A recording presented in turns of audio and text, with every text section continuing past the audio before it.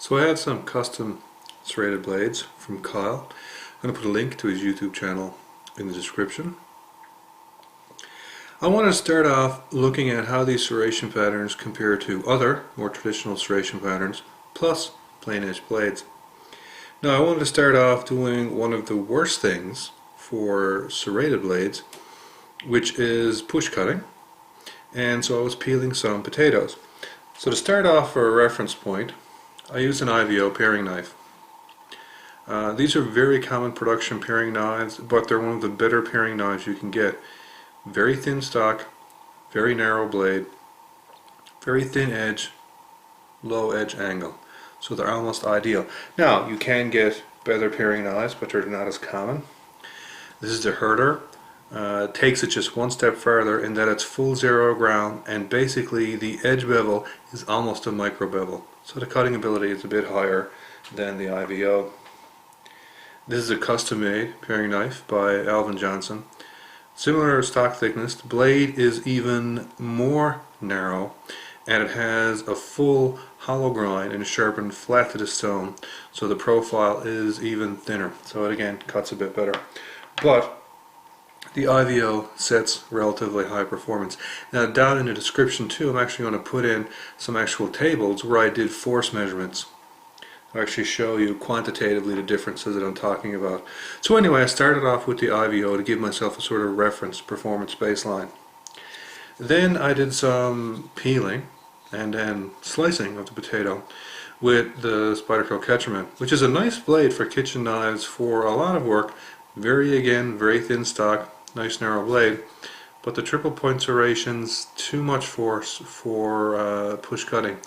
Really awkward, I would say, on the potatoes.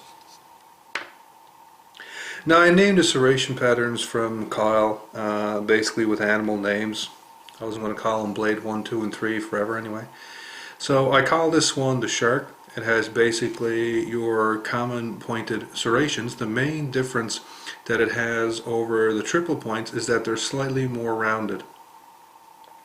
This was improved over the Spyderco Catcherman for peeling and slicing, but not very much. It's still at where I would call awkward, and I really wouldn't use it unless basically it was the only knife I had. The IVO paring knife, for example, would need to be really dull before I'd want to use the serration pattern over it.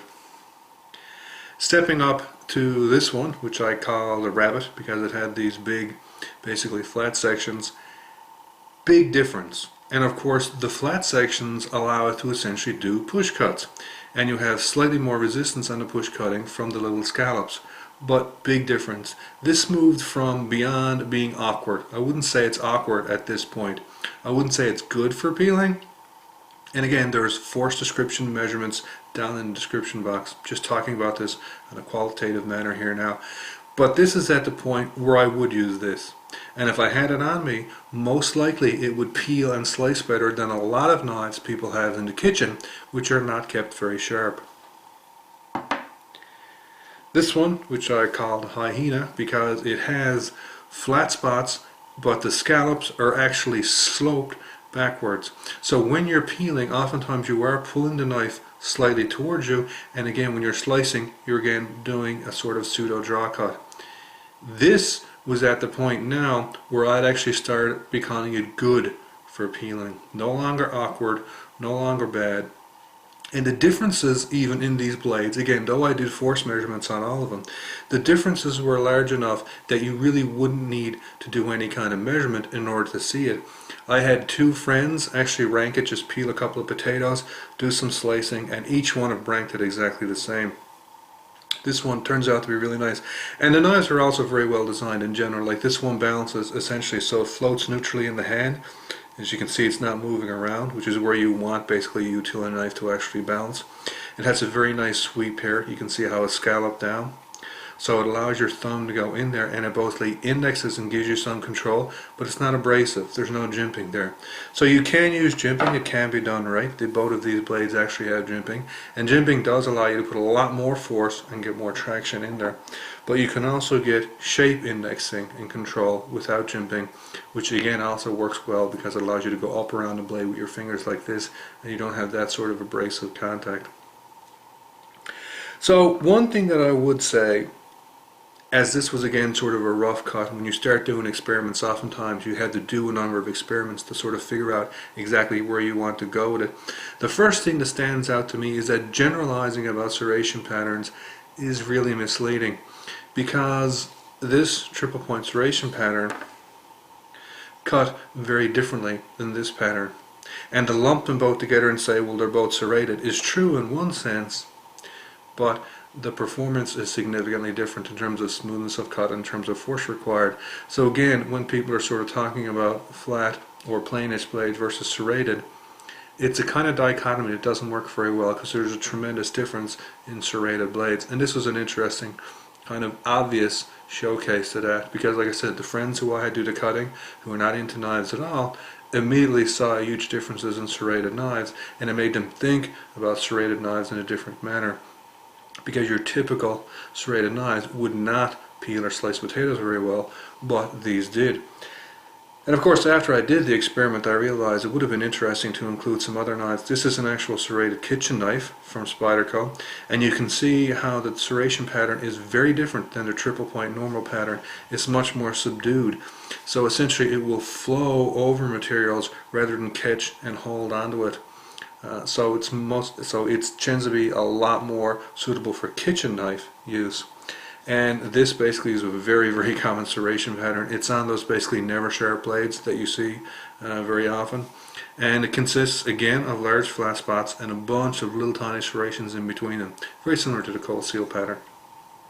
So I am going to be doing more kitchen knife work with these serrated blades, and I'm also going to be looking at other utility applications and just exploring the differences between them, and also issues such as maintenance, sharpening, and general repair, which is one of the biggest concerns about serrated patterns, especially for people that can be sort of a bit anal about blades, because these types of serration patterns with the points on there, if you think about it, these points are essentially a bunch of little tiny tips. They're not that difficult to break off or dent or warp when you're actually doing harder work. And if you do damage the tip of a knife, it's relatively easy to restore. If you break one of these off, it's not very easy to restore. So for harder or sort of demanding work, they can be a bit problematic. But like I said, as just a first introduction, it was relatively interesting. And again, the main thing that I'd want to say is that serrations don't all behave exactly the same. There's rather large differences between them, and I'm talking about sort of multiple to one. These weren't small effects like 5 or 10%, they were like 100%. So it's about a 2 to 1 difference in how these things behaved in terms of the amount of force and control.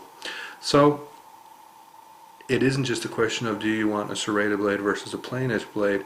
The question also becomes, well, what kind of serration pattern do you want to use, and it's going to depend on what you cut and how. So it's interesting to do some work with some different patterns and just get a feel for how they actually do work over different media and different styles of cutting.